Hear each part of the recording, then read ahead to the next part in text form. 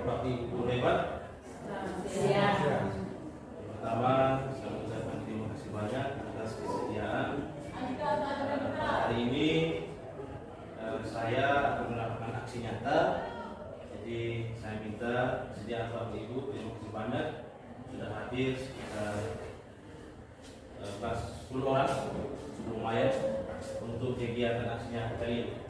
Baik, hari ini Bapak Ibu, saya tidak sedang menggurui atau menunjukkan saya punya keterampilan atas, tetapi ini berbagi kita. Sebentar juga mungkin ada hal poin-poin yang saya sampaikan, bisa ada masukan dari Bapak Ibu guru berkaitan dengan apa yang saya tampilkan. Baik Bapak Ibu, hari ini saya akan presentasi berkaitan dengan budaya positif. Budaya positif yang selama ini saya sudah lakukan berkaitan dengan kegiatan-kegiatan di sekolah. Satuan Sisa Fransiskus Tengah, SPD CGP Angkatan 11 Kabupaten Narikia. Baik, konsep budaya positif yang kita akan pelajari hari ini ada beberapa di sini. Yang paling pertama tentang perubahan paradigma belajar. Yang kedua, disiplin positif. Yang ketiga, nilai-nilai kebajikan. Yang keempat, kebutuhan dasar manusia. Yang kelima, motivasi perilaku manusia. Yang keenam, posisi kontrol guru. Yang ketujuh, keyakinan kelas. Yang kedelapan, segitiga institusi. Baik, ini poin-poin penting yang kita akan ketahui bersama yang berkaitan dengan konsep inti dari budaya positif.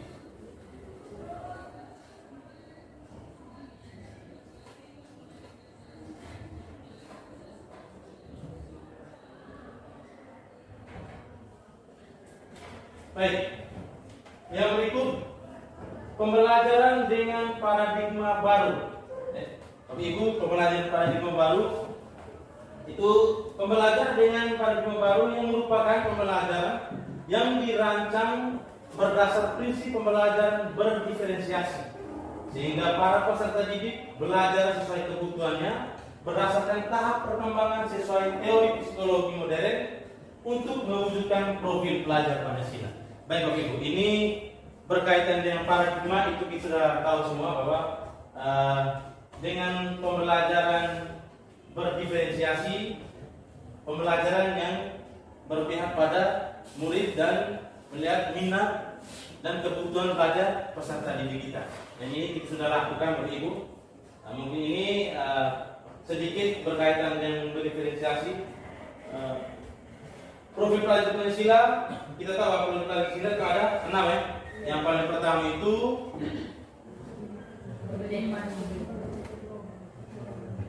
apa? Pertama, iman dan takwa kepada Tuhan Yang Maha Esa. Terus yang kedua, berkebinekaan global. Ketiga, gotong royong, kreatif, mandiri, bernalar kritis.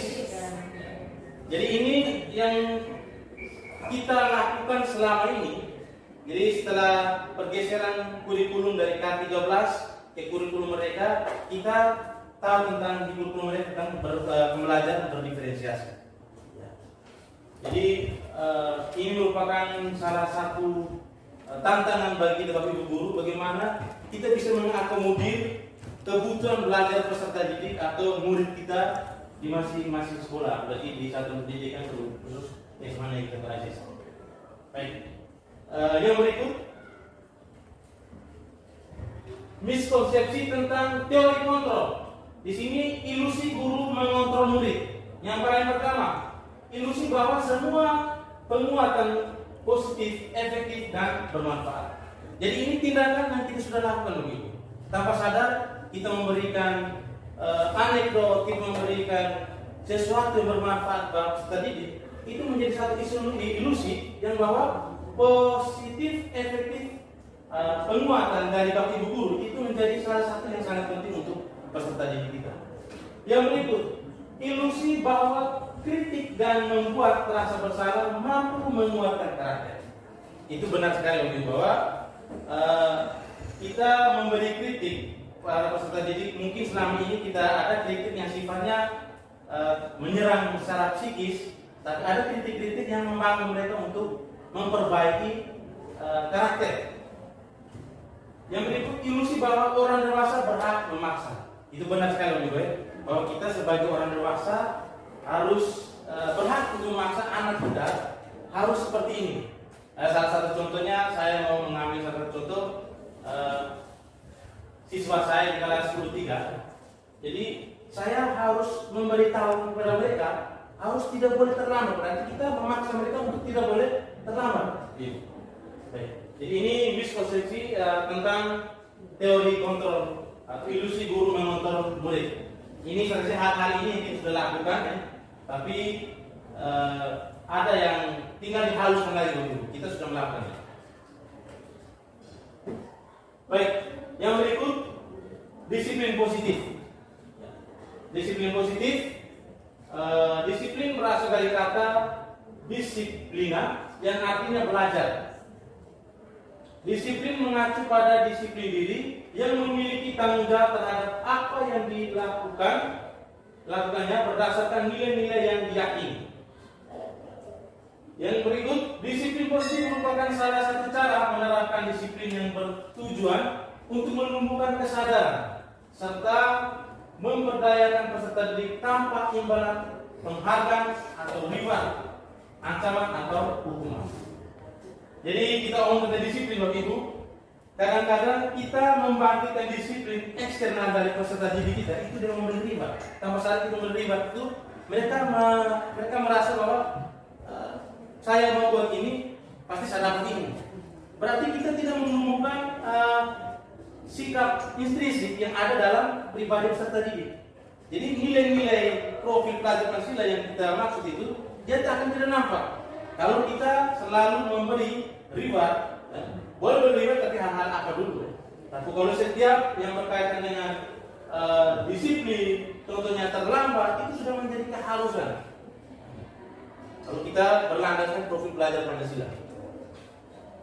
Berikut, sebagai pendidik, tujuan kita adalah menciptakan peserta didik yang memiliki disiplin diri, sehingga mereka berperilaku mengacu kepada nilai-nilai kebijakan universal dan memiliki motivasi intrinsik. Ya, tadi seperti sampainya, motivasi intrinsik. Berarti kita memberikan nilai motivasi-motivasi yang bisa memacu mereka untuk kesadaran dalam diri, motivasi intrinsik, dalam perubahan perilaku ke arah yang lebih baik. Baik Bapak Ibu, memang kita berbicara era pendidikan sekarang berkaitan dengan disiplin, itu memang pekerjaan berat. Kita sebagai pengawal pendidikan yang harus berinovasi dengan metode-metode untuk menyadarkan anak-anak kita. Baik, ini tentang disiplin positif Bapak Ibu guru. Yang berikut, nilai-nilai kebajikan. Jadi nilai kebajikan ini dia akan berdampak pada kita membuat keyakinan kelas, Bapak Ibu. Jadi selama ini kita kadang-kadang membuat keyakinan kelas, kita langsung menanyakan kepada peserta didik hal-hal apa mereka menyampaikan kalimat-kalimat secara umum universal, ya. Tapi sebenarnya itu kita harus meramu lagi dengan kalimat positif dan nilai-nilai kebajikan. Contohnya, sering terlambat. Saya tidak boleh terlambat, berarti nilai kebajikan itu berkaitan dengan disiplin. Ya. Jadi di sini profil pelajar Pancasila, terus ada keterampilan hidup, life skill, terus ada primary years program, itu berkaitan dengan contoh nilai kebijakan institusi atau organisasi tertentu yang tidak memandang suku, bangsa, agama, bahasa maupun latar belakang. Jadi ini menjadi satu keharusan yang kita akan tumbuh kembangkan dalam diri peserta didik kita, nilai-nilai kebajikan ini. Baik, di sini ada kebutuhan dasar manusia. Jadi ada beberapa item tadi yang sudah dijelaskan berkaitan dengan budaya positif. Kebutuhan dasar manusia. Di sini kebutuhan dasar manusia adalah segala sesuatu yang kita lakukan untuk mendapatkan apa yang kita inginkan. Seluruh tindakan yang kita lakukan memiliki tujuan tertentu, dan semua usaha terbaik yang kita lakukan adalah dalam rangka agar kebutuhan dasar kita terpenuhi dengan baik. Baik Bapak Ibu, kita selama ini kita sudah pernah mengalami yang namanya kita menghadapi dengan kebutuhan dasar manusia, itu bagaimana peserta didik mereka ingin sebuah kebebasan. Itu merupakan kebutuhan dasar, kebebasan, terus freedom, senang-senang, itu kebutuhan dasar. Kadang-kadang kita susah untuk menyadarkan mereka karena memang mereka sudah sebagai manusia punya kebutuhan dasar, ingin bebas. Kita buat aturan, mereka tidak mau, mereka maunya seperti ini. Sudah buat di kasih tahu ulang-ulang, tapi tetap mereka melakukan hal yang sama atau melanggar kesepakatan. Jadi itu tidak bisa dipungkiri bahwa kebutuhan dasar manusia itu sudah melekat dalam jiwa masing-masing, dalam pribadi masing-masing. Baik Bapak Ibu, ini kebutuhan dasar manusia. Yang paling pertama, bertahan hidup. Bertahan hidup itu makanan, pakaian, tempat tinggal, keamanan, kesehatan. Kasih sayang dan rasa diterima. Rasa diterima, dipedulikan, berbagi, kerjasama, menjadi bagian dalam kelompok. Terus penguasaan, harga diri, keinginan untuk dianggap, memimpin, berprestasi, diakui, didengar. Terus kebebasan, mandiri, memiliki pilihan, mencoba hal-hal baru, mampu mengendalikan arah dirinya. Terus kesenangan, bermain, humor, antusiasme, dan tertawa. Jadi yang kita rasakan di sini kita apa Ibu? Yang kita rasakan yang ada pada peserta didik kita, yang sering sedikit melenceng dari apa yang menjadi ekspektasi kita guru-guru. Mungkin pada saat pembelajaran, mungkin pada saat kita menjelaskan materi di luar kelas atau saat umum, mungkin Pak Asif juga pernah merasakan.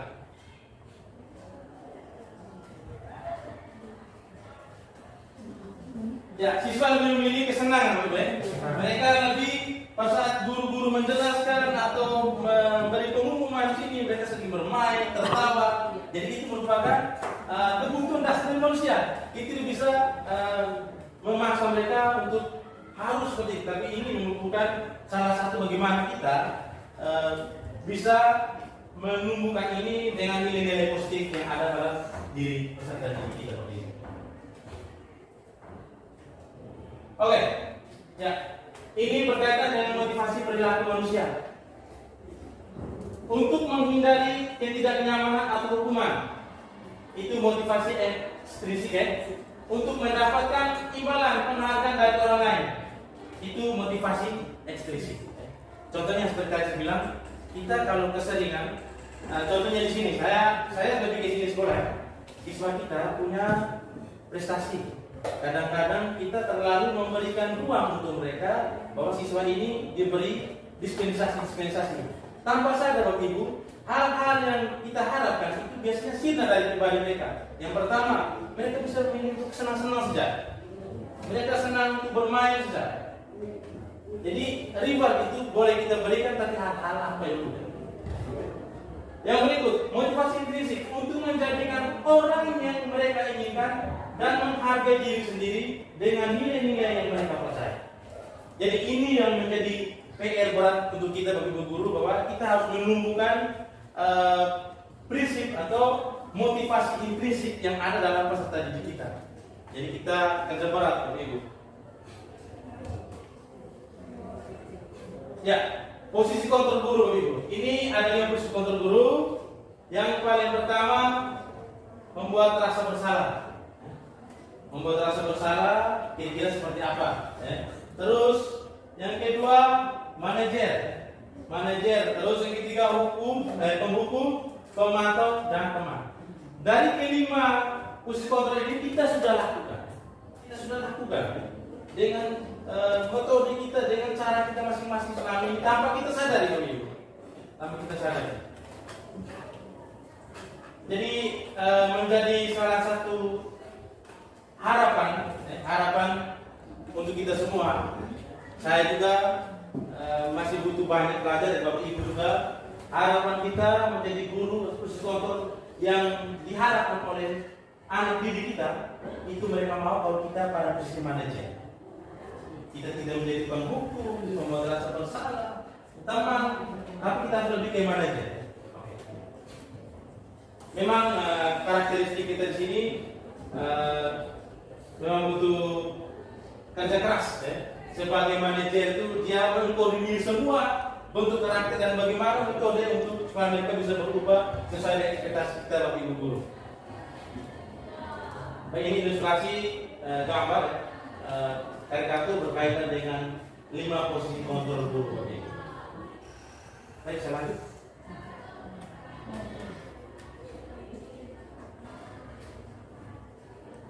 Ya, jadi di sini Bapak Ibu kebetulan di kelas saya kemarin berkaitan dengan peserta didik yang tidak memakai atribut lengkap saat upacara bendera. Di sini contoh penerapan 5 posisi kontrol guru. Penghukum. Ibu kita sering melakukan ini loh. Penghukum. Hormat pada bendera selama 1 jam. Tapi sebagian orang yang melakukan ini. Ya. Jadi kita sudah belajar tentang kurikulum pembelajaran berdiferensiasi. Saya pikir hal ini sudah semakin minim dilakukan. Yang kedua, posisi kontrol pembuat merasa bersalah. Berapa kali bapak atau ibu harus memberitahu kamu selalu saja mengecewakan bapak atau ibu atau bapak? Itu kita sudah lakukan ibu. Tanpa sadar kita sudah lakukan, kita sudah menyampaikan. Contohnya seperti Pak Ansel juga saat ini bapak ibu juga yang les di kelas. Contoh seperti tugas kita sudah sampaikan ulang-ulang. Mereka juga masih saja melakukan hal yang sama, membuat rasa bersalah. Yang berikut, contoh penerapan yang kontrol itu berkaitan dengan mahasiswa yang sama, Ibu, itu sebagai teman. Ayo dong, ikuti aturan sekolah. Itu sudah kita lakukan ya. Ayo anak-anak, ikuti aturan sekolah. Kamu tidak boleh buat aturan sendiri. Tolong bantu bapak ibu ya kali ini. Ya sudah, tidak apa-apa. Lain kali jangan sampai berbuat seperti ini lagi. Ini konteks kalimat yang sering kita ucapkan ibu tanpa tidak sadar. Hanya memang sekarang yang kita mau buat itu belum terstruktur benar. Mungkin ada beban-beban lain yang belum kita selesaikan. Pemantau, lebih sekolah pemantau. Kamu sudah melanggar peraturan sekolah. Kamu tahu konsekuensinya. Setelah upacara kamu beli atributnya ke bagian kesiswaan dan jangan diulangi lagi. Ini saya pikir kalau kalimat kesiswaan ini berkait itu sangat mengenal dengan Pak Ansel. Benar Pak Ansel ya? Sering juga alami situasi seperti ini. Baik. Jadi ini pemantau-pemantau ini yang kita keluar dari kita punya diri ketika kita melihat situasional atau peserta didik kita yang bermasalah berkaitan dengan hal ini.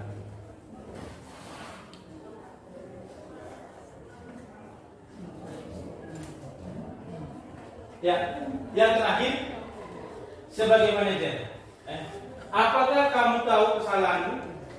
Kira-kira bagaimana kamu memperbaiki kesalahanmu? Berarti kita sudah melibatkan peserta didik untuk menemukan solusi sendiri ya. Tanpa sadar kita sudah menumbuhkan motivasi intrinsik motivasi intrinsik dalam diri peserta didik kita. Baik, jadi itu baik Bapak Ibu. Itu tadi beberapa contoh. Hanya kasus saya di sini berkaitan dengan siswa tidak memakai atribut lengkap saat upacara bendera di hari Senin. Baik. Yang berikut, ya ini mungkin kita bisa cari sama-sama berkaitan dengan posisi kontrol apakah aku. Posisi kontrol apakah aku? Apa rencanamu untuk menyelesaikan masalah ini?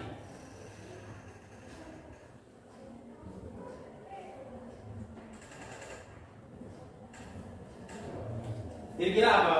Oke, Ibu Ayo, Ibu Leti mungkin bisa. Masalahnya berkaitan dengan atribut tadi ya.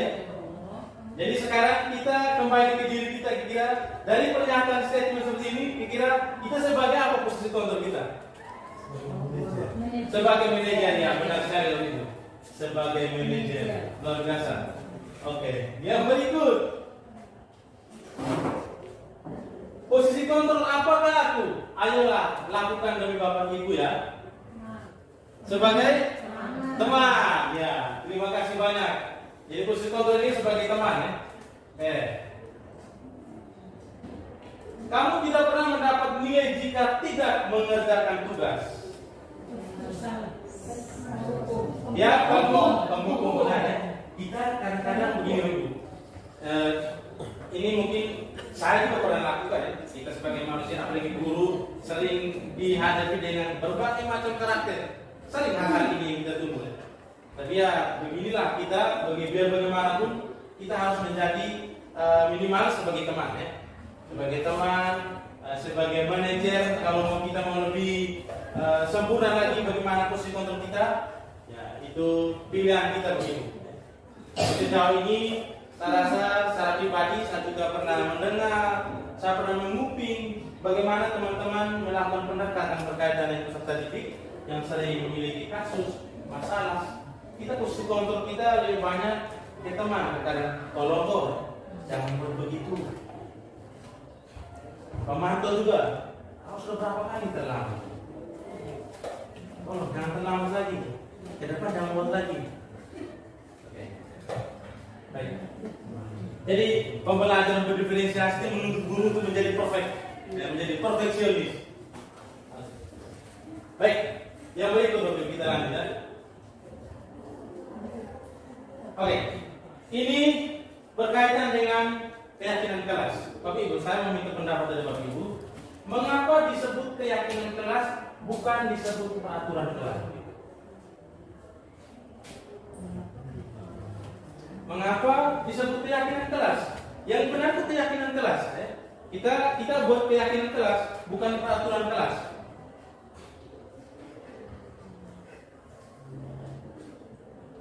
Oke, saya minta pendapat dari Bapak Ibu mungkin.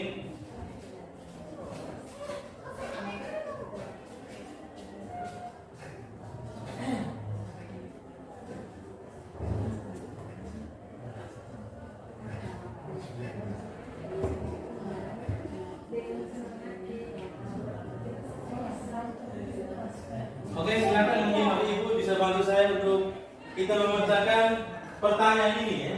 Saya juga berpikir, saya juga bisa minta pendapat Bapak Ibu berkaitan dengan mengapa, karena dua statement ini kalau kita tanpa memilah pasti kita mengartikan itu sama. Tapi kalau kita memilah lebih dalam bahwa peraturan kelas dengan keyakinan kelas itu berbeda. Ya, mungkin Ibu Ida bisa bantu? Ya, terima kasih. Menurut saya kalau keyakinan kelas ini biasanya kalau sesuatu yang diyakini itu biasanya kita menjalankan itu dengan senang hati, dengan enjoy. Sedangkan kalau peraturan lebih kepada berkaitan dengan hukuman. Jadi kita kalau tidak menjalankan berarti nanti sanksinya ada hukuman. Oke, baik. Tepuk tangan dulu Ibu. Tepuk tangan luar biasa. Baik. Mungkin ada lagi Pak Asep berkaitan dengan keyakinan dan peraturan kelas. Mengapa kita harus membuat keyakinan kelas? Jadi keyakinan kelas itu menjadi satu hal untuk sekarang. Jangan membuat peraturan kelas, karena kita mempelajari berdiferensiasi itu menjadi dasar jadi kurikulum yang kita sudah jalan sekarang.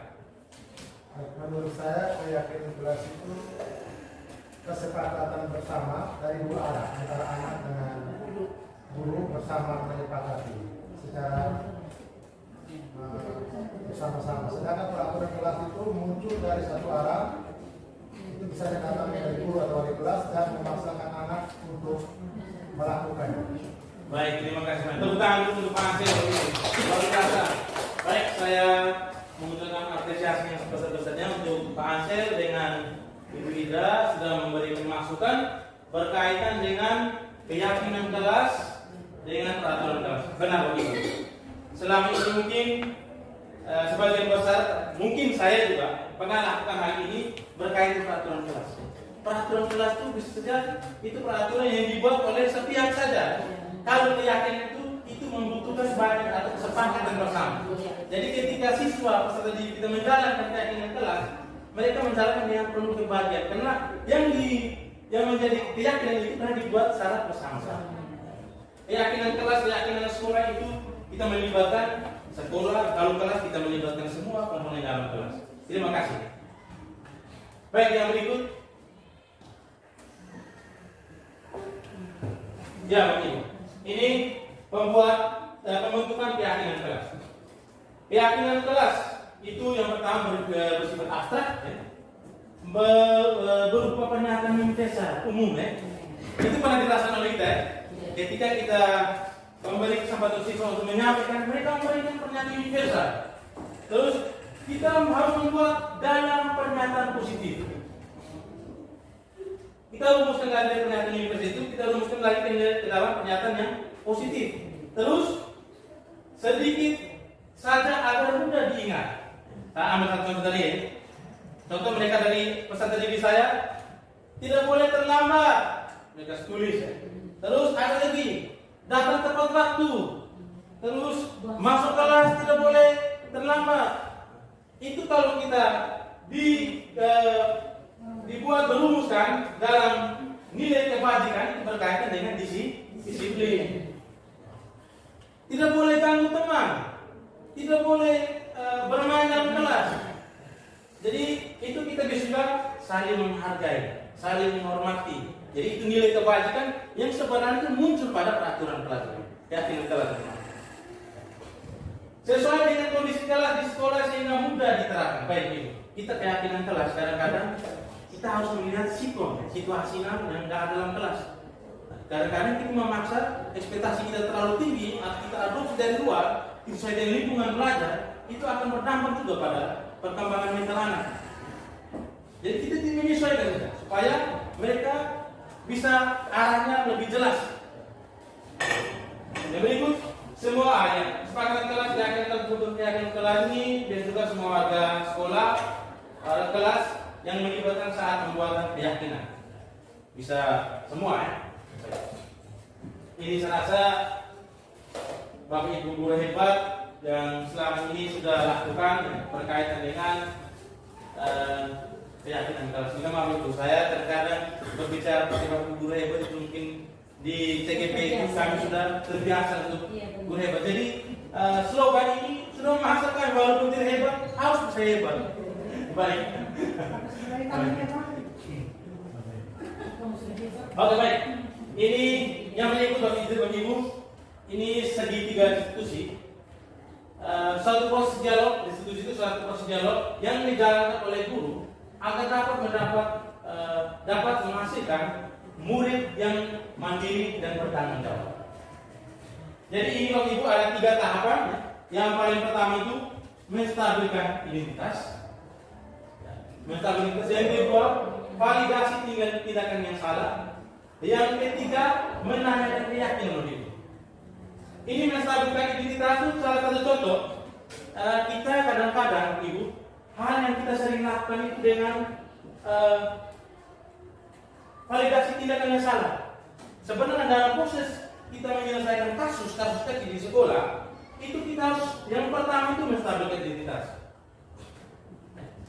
Yang paling pertama ini contohnya, saya salah contoh ketika anak murid saya terlambat. Kita kadang-kadang langsung, kau kenapa terlambat? Kau terlambat terus kau ini. Nah, kita ada di posisi ini Bapak Ibu. Ada di posisi validasi tindakan yang salah. Yang sebenarnya prosesnya itu dari menstabilkan identitas. Kita harus bertanya, kau kenapa? Ini kenapa? Sampai terlambat, tinggal di mana? Kita harus menstabilkan identitas. Baik, terima kasih ya. Kau sudah terlambat, kita manusia tidak berbuat kesalahan. Guru itu pada saat terlambat. Jadi kita menstabilkan identitas mereka. Mereka jangan masuk keruh ketika kita melakukan pendekatan untuk berkaitan dengan institusi. Yang ketiga, keyakinan. Nah, keyakinan itu kembali kepada kesepakatan tadi. Keyakinan kelas yang kita sudah bangun. Baik. Yang berikut. Ya, Bapak Ibu, ini saya kemarin kebetulan peserta didik saya, anak wali saya, Andre Tunga, itu menjadi peserta didik saya yang kemarin kebetulan dia terlambat. Jadi saya mengambil saya buat satu video tentang berkaitan dengan eksekusi yang dijalankan oleh saya dan si Andre ini. Jadi menstabilkan identitas berdasarkan prinsip membuat kesalahan adalah bagian dari proses belajar. Tapi kita harus ingat ini, bahwa kesalahan itu bukan sesuatu yang akhir dari segalanya. Jadi ketika mereka melakukan kesalahan, berarti awal dari sebuah pembelajar. Bagaimana mereka mempelajari untuk membuat sesuatu yang baik. Contohnya kita guru. Kita, kenapa di setiap kegiatan harus ada refleksi begitu? Dunia sekarang ada refleksi, setiap kegiatan refleksi supaya kita bisa tahu apa yang harus kita lakukan ke depan. Baik. Ini bentuk bersalah itu wajar. Itu kita menstabilitas. Tidak ada manusia yang sempurna. Jadi mereka tuh merasa bahwa kesalahan itu bisa diperbaiki sebenarnya. Terus Bapak Ibu juga pernah melakukan hal itu. Ini adalah bahasa-bahasa yang menjadi salah satu konsep yang kita buat ketika kita mengatasi masalah berkaitan dengan menstabilkan identitas ini. Bapak Ibu ingin mencari solusi dari permasalahan ini. Baik. Ini menstabilkan identitas. Ini hal yang jarang kita lakukan. Saya jujur saya Bapak jarang melakukan. Kita langsung ke validasi tindakan yang salah. Kita langsung tahu betapa langsung menyerang. Jadi itu proses langsung vonis. Itu memang ada kesulitan kita ketika kita vonis. Kenapa mereka melakukan ulang-ulang? Karena mereka merasa bahwa marah sudah biasa. Coba kita dengan validasi kita menstabilkan identitas, mereka merasa kena dengan kepribadian.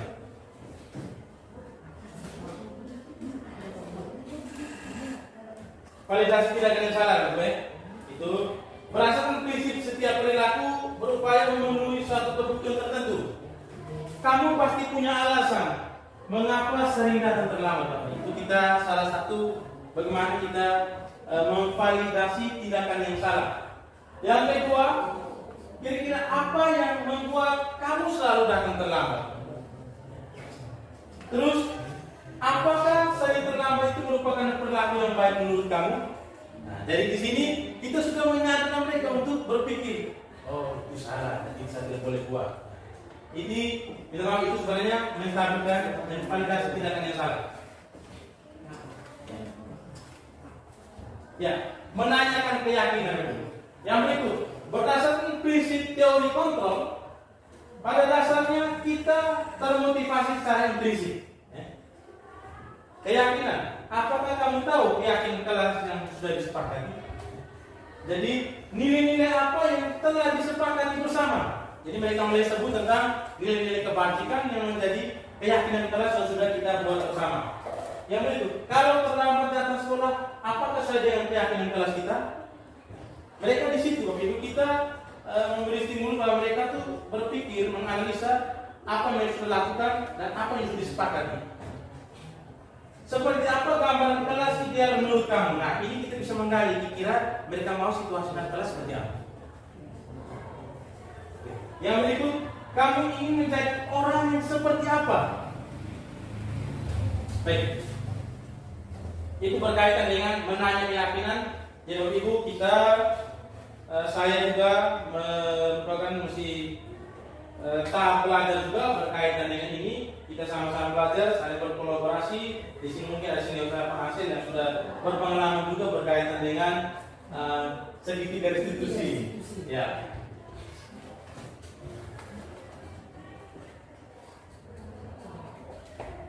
Ya.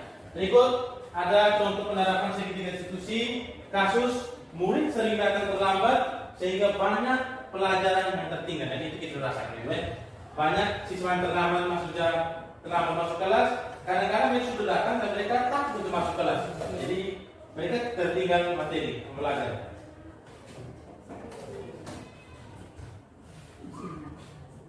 Baik. Ya, ini kita nonton sedikit.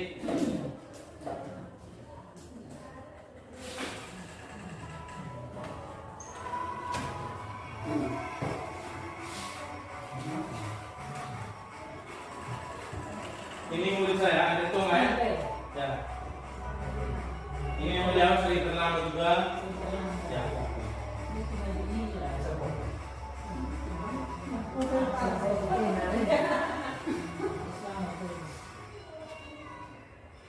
Kita ada pimpinan juga ada di situ.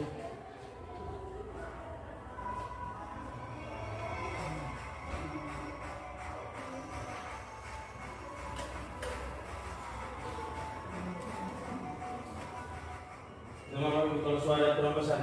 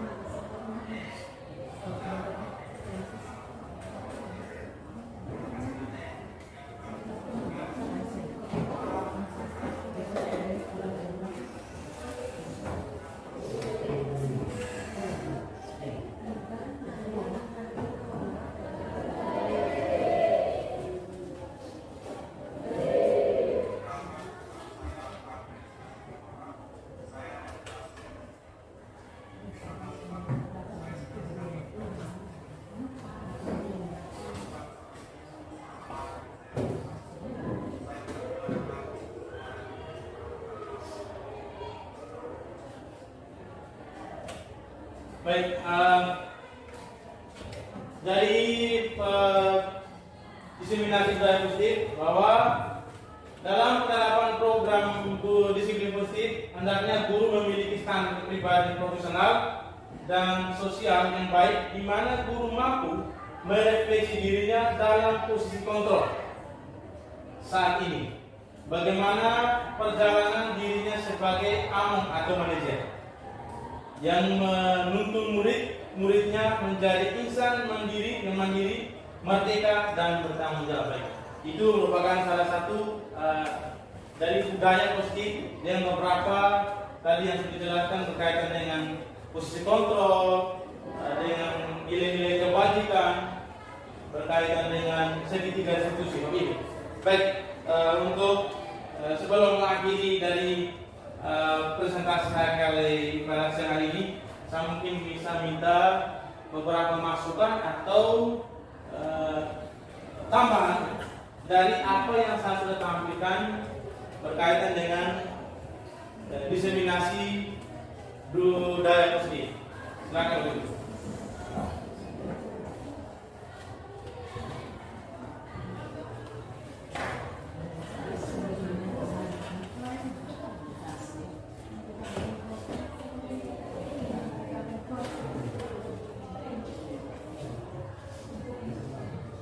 Silakan, mungkin ada masukan ya. Masukan ini kita berkolaborasi. Bagaimana kita berkolaborasi untuk berkaitan dengan budaya positif.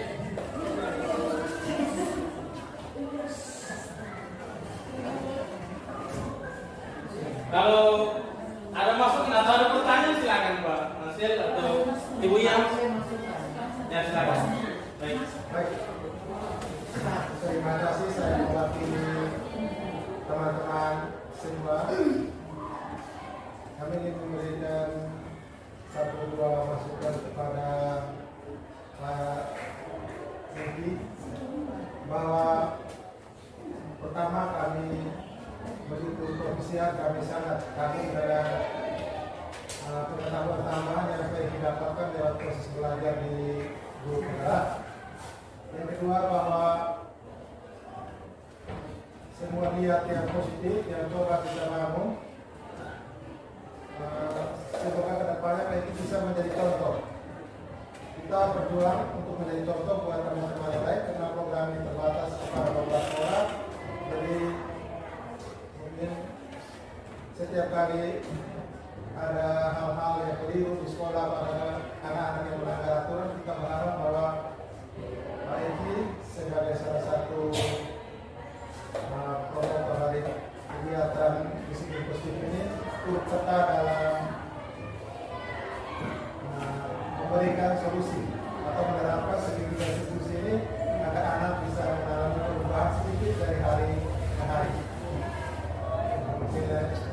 Dari kami berharap semoga Pak Edi ke depannya semakin berjaya dan semakin dipermudah. Oke baik, terima kasih banyak. Tepuk tangan untuk Pak Nasir.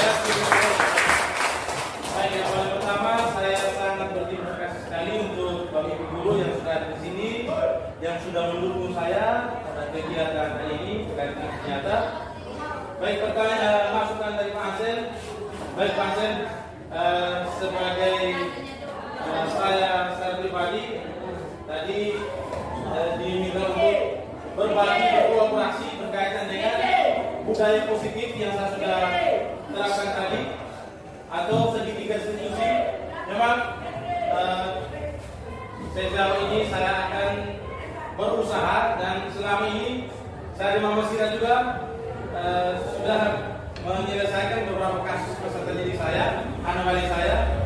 Saya coba menerapkan hal ini, tapi begitulah yang namanya manusia, kita akan melakukan hal yang sama, tapi secara berulang. Saya coba meminta untuk Pak Ansel dan teman-teman saya supaya sedikit berbagi juga berkaitan dengan budaya positif yang mungkin sudah diterapkan atau yang sudah berhasil untuk menyatakan siswa selain segitiga institusi Bapak Ibu.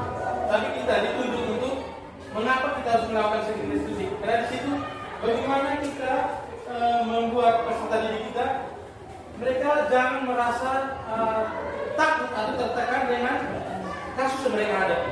Siswa sekarang kenapa mereka takut dengan kasus mereka hadapi? Contohnya, siswa sudah terlambat tidak sekolah karena sakit, dia tidak bawa surat sakit, dia takut tidak sekolah. Mungkin juga karena tidak langsung ke validasi tindakan yang salah. Dan ini saya pikir menjadi kacamata kita bersama untuk saling berbagi, saling berkolaborasi. Setelah ini juga saya akan menerapkan fase mungkin tidak semua, mungkin apa yang saya hadapi setelah didik peserta didik hadapi, saya bisa menyelesaikan dengan menggunakan praktik segitiga. Baik, sekali lagi terima kasih banyak partisipasi teman-teman semua, bentuk dukungan, ini bentuk dukungan luar biasa. Saya mengucapkan terima kasih banyak pada siang hari ini. Bapak Ibu, kita mengakhiri kegiatan kita pada siang hari ini dengan berdoa.